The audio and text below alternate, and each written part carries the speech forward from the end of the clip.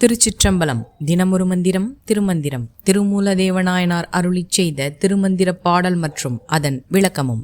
இன்று பாடல் 168. முதல் தந்திரத்தில் செல்வம் நிலையாமை. போன பதிவு வரை யாக்கை நிலையாமை பற்றி பார்த்து வந்தோம். யாக்கை நிலையாமை முற்றிற்று.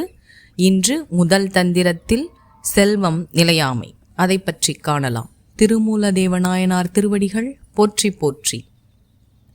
அருளும் அரசனும் ஆணையும் தேரும் பொருளும் பிறர்கொள்ள போவதன் முன்னம் தெருளும் உயிரொடும் செல்வனைச் சேரின் மருளும் பிணையவன் மா தவம் அன்றே.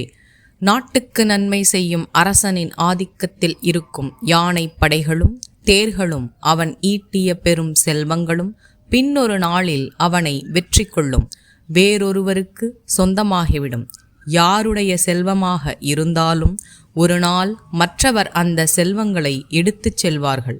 அப்படி வேறொருவர் வந்து எடுத்துக்கொள்ளும் முன்னரே உலகங்களுக்கெல்லாம் செல்வங்களுக்கெல்லாம் தலைவனான இறைவனை பற்றி தெரிந்து கொண்டு அவனை பற்றிய தெளிவு பெற்று உணர்ந்து அவன் திருவடியைச் சென்று சேர்ந்துவிட்டால் அதன் பிறகு செய்வதற்கு இவ்வளவு கடினமா என்று உயிர்கள் பயப்படும் அளவிற்கு இருக்கும் பெரும் தவங்கள் எதுவுமே செய்ய தேவையில்லை. இதன் உட்கருத்து என்னவென்றால், ஒரு பெரும் நாட்டையே ஆளும் அரசனாக இருந்தாலும் அவனிடம் இருக்கும் எந்த செல்வமும் நிலைப்பதில்லை. நிலையாத இந்த செல்வங்களில் ஆசை வைக்காமல் அரிய பொருளாகிய மாபெரும் செல்வமாக என்றும் நிலைத்து நிற்கும் இறைவனிடம் சென்று சேர்ந்து விட வேண்டும்.